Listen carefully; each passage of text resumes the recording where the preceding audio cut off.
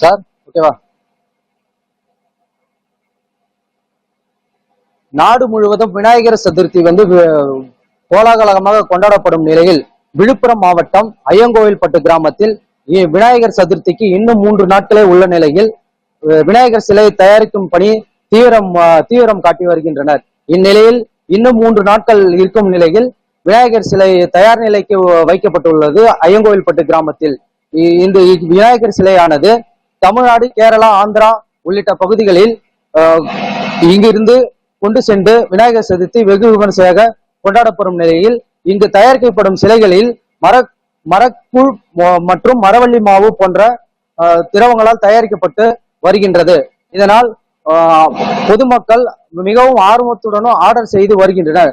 இந்நிலையில் போன வருடத்தில் இருந்து இந்த வருடம் ஆர்டர் மிகவும் குறைந்துள்ளதாகவும் அரசு சார்பில் கடன் உதவி எதுவும் இல்லை என தொழிலாளர்கள் வேதனை தெரிவித்து வருகின்றனர்.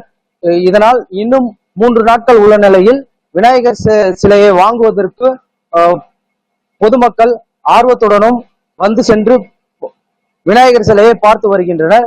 இங்கு செய்யப்படும் சிலை 3 அடி முதல் 15 அடி வரை விநாயகர் சிலை செய்து வைத்திருக்கும் காட்சியை நாம் பார்த்துக் கொண்டிருக்கிறோம்.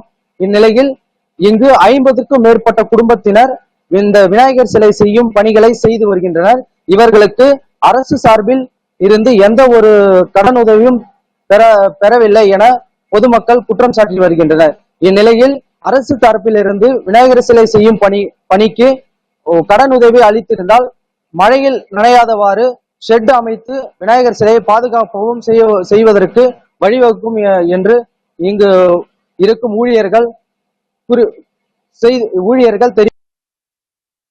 தெரிவிக்கின்றனர். ஜெயக்குமார்.